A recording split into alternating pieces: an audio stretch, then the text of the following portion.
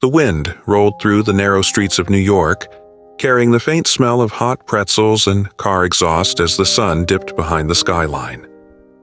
Barron Trump, dressed in an unassuming jacket and old beanie, walked alone down a sidewalk littered with flickering neon signs. He'd deliberately chosen to come here without his usual security or any flashy attire.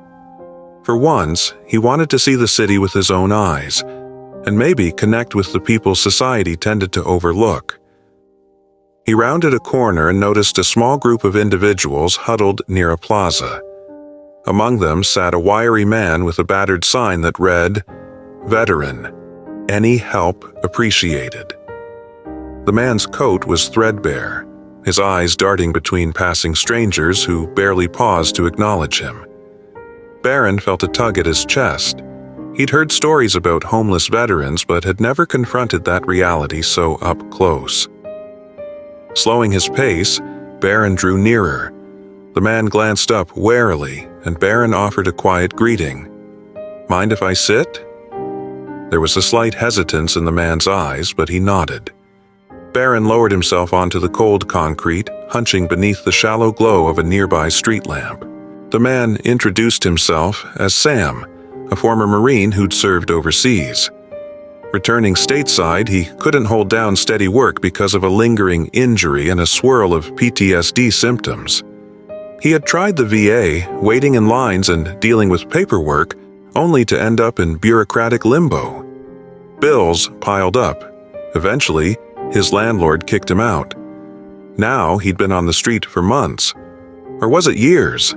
Sam had trouble recalling precisely. Barron held back from revealing who he was. Instead, he just said, "You can call me B. I've never really experienced what you're going through, but I want to understand." Sam eyed him, skepticism mixed with fatigue. A lot of people say they want to understand. They bring a camera crew or promise me connections, then nothing changes. Barron's stomach twisted. He assured Sam he wasn't filming anything and had no hidden agenda. "I just want to talk." Sam seemed uncertain, but he was too worn out to argue. They talked in hushed tones, ignoring the foot traffic that hurried by without a second glance. As dusk settled further, the city's chill intensified. Barron noticed Sam shivering under his flimsy jacket. "Look, I'm getting cold too. Let me buy us something warm. A simple coffee, maybe a sandwich if you're up for it." Sam hesitated. "I don't beg for a free meal," he muttered, but Barron persisted. "We'll eat together." "I'm hungry myself." Eventually, Sam relented, and the two headed toward a modest diner a couple blocks over. Its neon sign blinked open in faint letters. Inside, the waitress shot them a cautious look, probably judging by Sam's disheveled clothing and Barron's scruffy disguise. Still, they slipped into a booth, ordering 2 coffees and a pair of hot sandwiches. Sam huddled into his seat, as if preparing for someone to tell him to leave. But Barron kept the conversation light at first, letting Sam warm his hands around the coffee mug. After a few sips, Sam opened up. "Been out here too long. I tried to get help from Veteran Affairs, but I'm stuck in the system. People pass me by, maybe toss a few coins, but that's about it." Barron's heart clenched. "It shouldn't be this way," he said quietly. "Maybe I can reach out to someone who helps vets. There might be charities or a transitional program." Sam shrugged, unconvinced. "I've heard talk like that before. Excuse me if I don't jump for joy." They finished their sandwiches with minimal fuss from the staff. Paying in crumpled bills, Barron left a modest tip. Outside, the wind stung their cheeks again.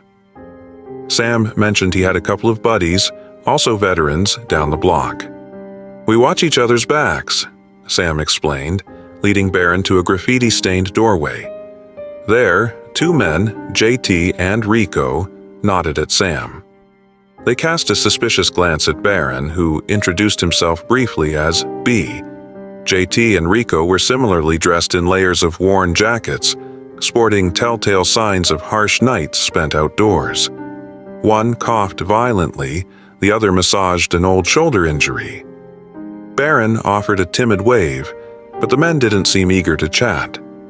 Sam just said, "He's been asking about help. We'll see if he means it." Then Barron politely excused himself. He realized dealing with a larger group might complicate his quiet plan. Before parting ways, Barron asked Sam, "Can we meet again tomorrow?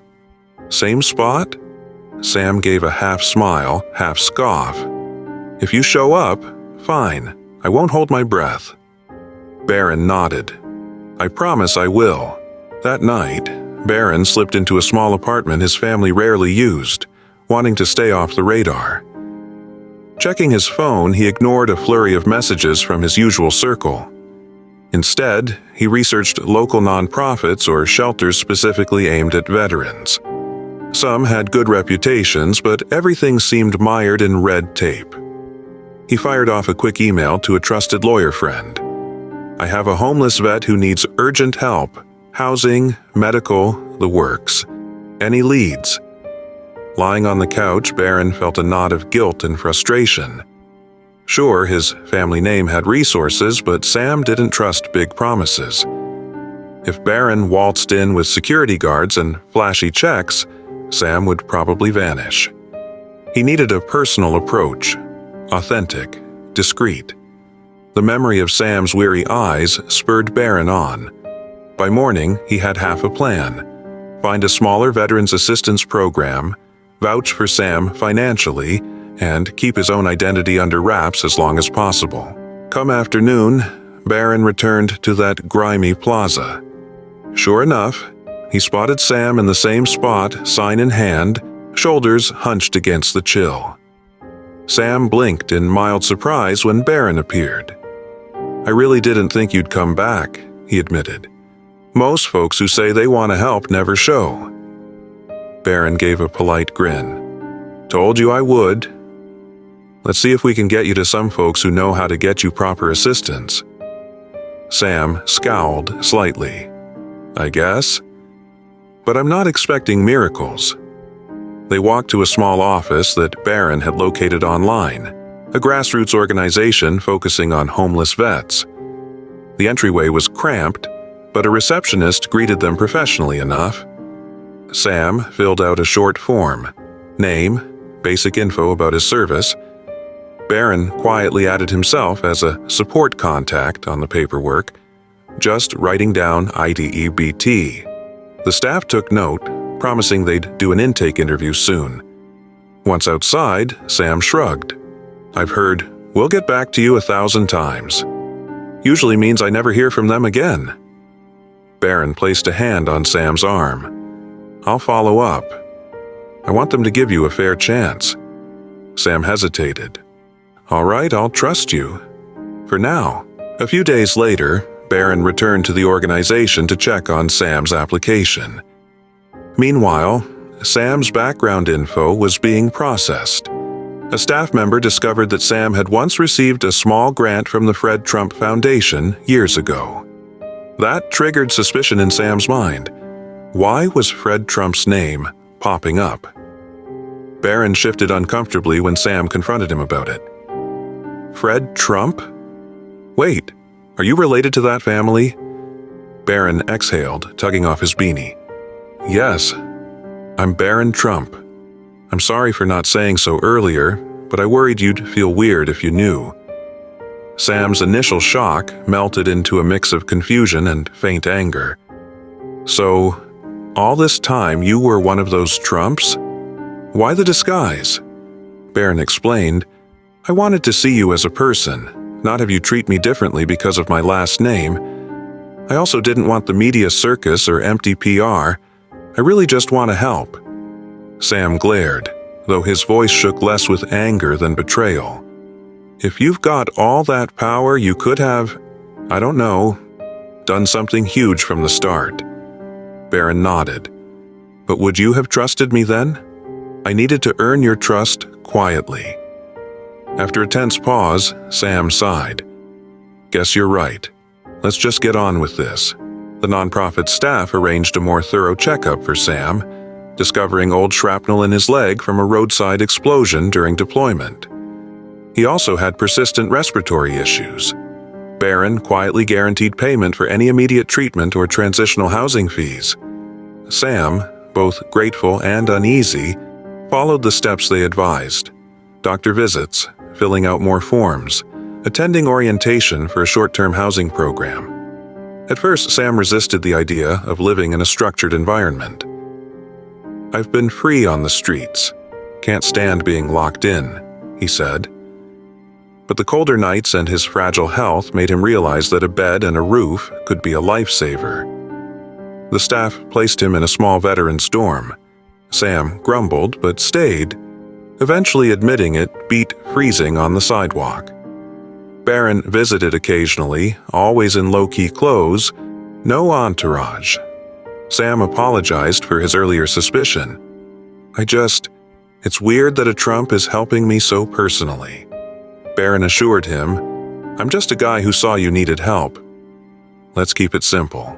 Sam sometimes mentioned JT and Rico, who still roamed the streets. Barron offered to sign them up if they were willing, but Sam said they were too skeptical.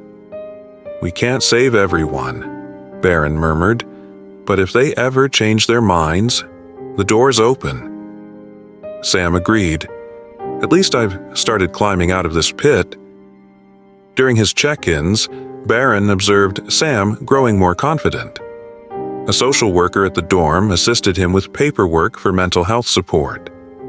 Sam attended group counseling sessions for PTSD, forging connections with fellow vets.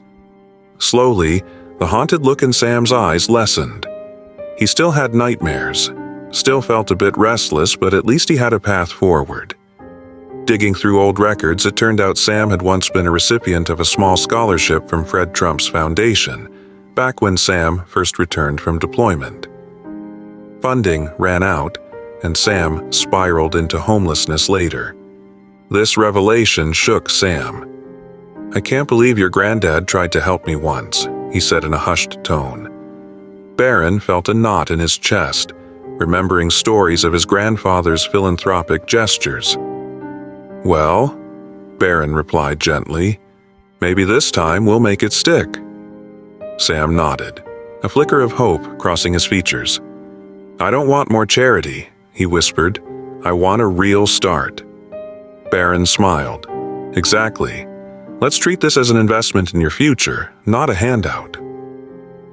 Weeks into Sam's rehab program, the organization scheduled a small graduation ceremony for veterans completing initial recovery steps. Sam was invited to share a few words. He almost backed out, uneasy about standing in front of a crowd, but his counselor insisted, and Sam reluctantly agreed. Barron, determined to stay discreet, slipped into the back row of the small auditorium. Under the simple glow of fluorescent lights, Sam shuffled onto the makeshift stage. He cleared his throat, voice trembling slightly. "I spent months, maybe years, on the street. Barely believed in myself. Then this friend came along. He never once called me hopeless. He stuck around even when I expected him to bail." Sam paused, eyes finding Barron at the back. "I won't say his name, but he knows who he is." The small audience applauded politely. Sam, blinking back a wave of emotion, stepped off the stage. Barron felt an immense swell of pride and relief. No cameras, no official coverage, just real people acknowledging Sam's efforts. And Sam, once so guarded, now able to stand in front of others and speak about hope. After the ceremony, Sam approached Barron near the exit. "Thanks," he said simply. "I might still have a long road ahead, but I'm not stuck in the gutter anymore." Barron gave a warm nod. "You're the one putting in the effort. I just opened a door." Sam glanced around as if searching for the right words. "You opened more than one door, buddy. I appreciate it." They stepped out into the crisp night air. Sam's posture straighter, wearing a decent jacket the program had provided. Barron, in his familiar beanie, recognized how much things had changed in a short span. Sam was no longer that frail figure on the sidewalk, head bowed in the wind. He was a man with a second chance. "You gonna vanish now?" Sam asked softly, half joking, half worried. Barron shook his head. "I'll check in, but if you ever need me, you've got my number." Sam nodded, offering a handshake that felt like a promise, not just a goodbye. As Barron strolled away, he reflected on everything that had happened. In some ways, he felt this was just the start. There were countless more individuals like Sam, each with stories of service and heartbreak. He imagined continuing this hidden approach, dropping the famous name, slipping into everyday clothes and meeting people face to face. No fancy press releases, no major headlines, just authentic connections. By the time he reached a quiet intersection, Barron inhaled the cool air and whispered to himself, "We made a difference." The city lights twinkled, oblivious. Sam's story wouldn't grace tomorrow's newspapers, but it would resonate in Barron's own life. He thought back to his grandfather, Fred Trump, who'd once tried to help a younger Sam. Now that baton had passed to him, and perhaps that circle had come full. One conversation, one slice of empathy, had steered Sam away from despair. That was worth more than any fleeting spotlight. Barron turned a corner and disappeared into the streaming crowd, another unremarkable figure amid the swirl of New York. In his pocket, a phone buzzed with messages from his old life, but for now he ignored them. Because for all the influence the Trump name carried, Barron had discovered that the true power lay in quietly listening, in quietly caring, and in quietly acting to change one person's world for the better. Even a single moment of genuine kindness can shift a life's trajectory. For Barron Trump, secrecy was a tool to break barriers. For Sam, dignity was finally within reach.